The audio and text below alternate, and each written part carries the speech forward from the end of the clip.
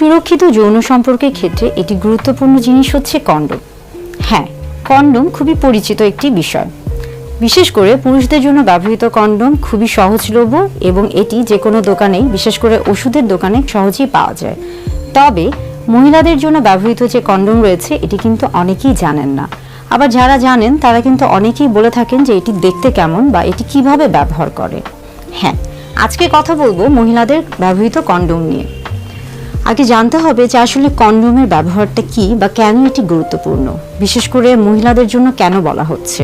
Condom মূলত একটি গর্ভনিরোধক বা জন্ম নিয়ন্ত্রক একটি বস্তু। এটি মূলত দেখা যাচ্ছে যে অনাকাঙ্ক্ষিত গর্ভধারণ রোধ করে এবং একই সাথে সেক্সুয়ালি ট্রান্সমিটেড যে ইনফেকশনগুলো রয়েছে সেখান থেকে সেক্সুয়ালি ট্রান্সমিটেড যে ডিজিজগুলো হয় সেগুলোকে প্রিভেন্ট করে। অর্থাৎ আমরা বলে থাকি যে অনাকাঙ্ক্ষিত গর্ভধারণ রোধের পাশাপাশি যৌনবাহিত যে রোগগুলো রয়েছে, বিশেষ করে সিফিলিস, গনোরিয়া কিংবা এইচআইভির মতো যে রোগগুলো রয়েছে এগুলোকেও কিন্তু কন্ডোম প্রতিরোধ করছে। অর্থাৎ জন্ম নিয়ন্ত্রক যে পদ্ধতিগুলো রয়েছে তার মধ্যে কিন্তু শুধুমাত্র কন্ডোমেরই একই সাথে দুটি কাজ করে থাকে। অর্থাৎ কন্ডোমের ব্যবহার অত্যন্ত গুরুত্বপূর্ণ। মহিলাদের জন্য যে কন্ডোম রয়েছে সেটি দেখতে কেমন? মহিলাদের জন্য যে কন্ডোম রয়েছে সেটি মূলত দেখা যায় যে এটি রাবারের মতো নরম পিচ্ছিল এক ধরনের পদার্থ দ্বারা তৈরি, ল্যাটেক্স জাতীয় একটি পদার্থ দিয়ে তৈরি। এটা মূলত দেখা যায় যে এটার এক পাশ বন্ধ থাকে এবং এক পাশ খোলা থাকে। যে পাশটি বন্ধ থাকে এটাকে আসলে যোনির ভিতরে প্রবেশ করাতে হয় এবং যে পাশটি খোলা থাকে সেটি মূলত যোনির বাহিরে থাকে। মহিলাদের কন্ডোম ব্যবহারের ক্ষেত্রে সবার প্রথমেই যে প্যাকেটের গায়ে যে নির্দেশনা রয়েছে সেটিকে ভালোভাবে পড়ে নিতে হবে এবং এটি যখন আপনি ছিঁড়বেন, অর্থাৎ প্যাকেটটি যখন আপনি খুলে কন্ডোমটি বের করবেন, সবসময় খেয়াল রাখবেন এটিকে যেন কোনো ধারালো ছুরি বা কেচি দিয়ে কাটা না হয়। সবসময় এটিকে হাত দিয়ে আস্তে করে সেখানে একটা তীর চিহ্ন দেওয়া থাকে, এই তীর চিহ্ন জায়গা থেকে ধরে আস্তে করে সেটিকে কাটবেন, তাহলে কন্ডোমটি সুরক্ষিতভাবে বের হয়ে আসবে। আপনি যদি তাড়াহুড়ো করেন বা ধারালো কোনো কিছু দিয়ে কাটার চেষ্টা করেন সেক্ষেত্রে কন্ডোমটি কিন্তু ছিঁড়ে যেতে পারে এবং এটার যে কার্যক্ষমতা রয়েছে সেটি কিন্তু নষ্ট হয়েও যেতে পারে। বাজারে বিভিন্ন ধরনের কন্ডোম পাওয়া যায়। বিশেষ করে দেখা যাচ্ছে যে ল্যাটেক্সের যে কন্ডোমগুলো রয়েছে সেগুলো কিন্তু সবচেয়ে বেশি বহুল প্রচলিত।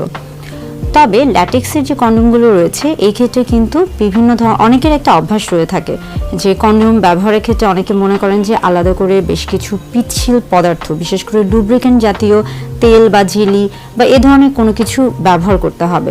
আসলে আপনি যদি বিশেষ করে এই যে ল্যাটেক্স জাতীয় যে পদার্থগুলো রয়েছে এখানে যদি আপনি পিচ্ছিল পদার্থগুলোকে ব্যবহার করেন সেক্ষেত্রে কিন্তু কন্ডোমের যে কার্যক্ষমতা সেটা কিন্তু হয় নষ্ট হয়ে যায় কিংবা কমে যায়।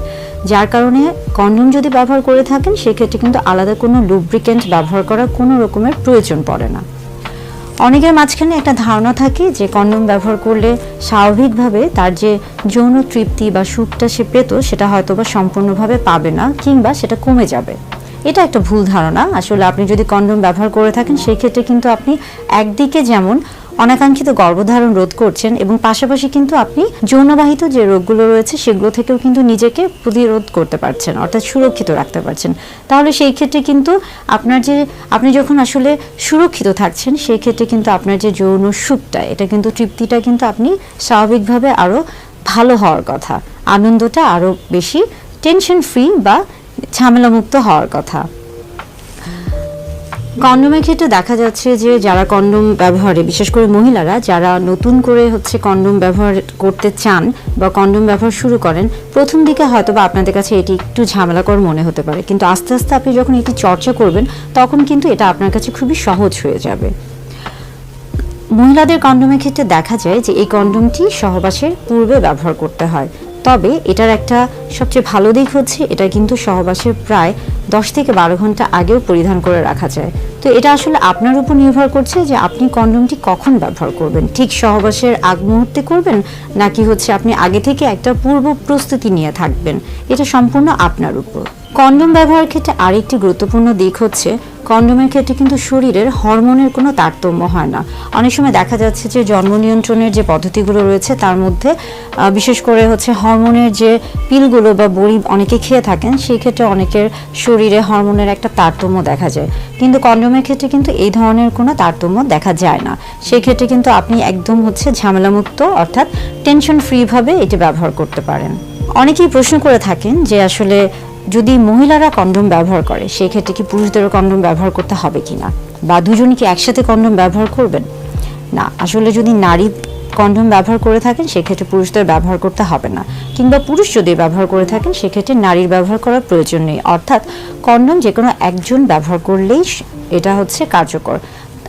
বরং আপনারা যদি দুজন কন্ডোম ব্যবহার করে থাকেন সেই ক্ষেত্রে কিন্তু দেখা যায় যে একটা ঘর্ষণের সৃষ্টি হতে পারে, কিংবা এখানে কিন্তু একটা লুব্রিকেশন বা হচ্ছে সেটা একটা অভাব দেখা দিতে পারে, এবং ঘর্ষণের ফলে কিন্তু অনেক সময় এই কন্ডোমটা ছিঁড়ে বা ফেটে যেতে পারে, যার ফলে যে কার্যক্ষমতা আছে সেটা নষ্ট হয়ে যেতে পারে বা কমে যেতে পারে। তাই কন্ডোম শুধুমাত্র একজনের ব্যবহার করলেই হবে। অনেক মহিলারাই প্রশ্ন করেন যে গর্ভাবস্থায় কিংবা মাসিকের সময় কন্ডোম ব্যবহার করা যায় কিনা। হ্যাঁ, গর্ভাবস্থায় কিংবা মাসিকের সময় অবশ্যই কন্ডোম ব্যবহার করা যায়, তবে সবসময় খেয়াল রাখতে হবে যে আপনার গর্ভাবস্থায় অন্য কোনো সমস্যা আছে কিনা, কিংবা মাসিকের সময় আপনি অন্য কোনো সমস্যার মধ্যে আছেন কিনা বা কোনো ঝুঁকিতে আছেন কিনা, সেটা অবশ্যই আপনি চাইলে একজন চিকিৎসকের পরামর্শ নিয়ে তারপরে আপনি পদ্ধতিটি গ্রহণ করতে পারেন। তবে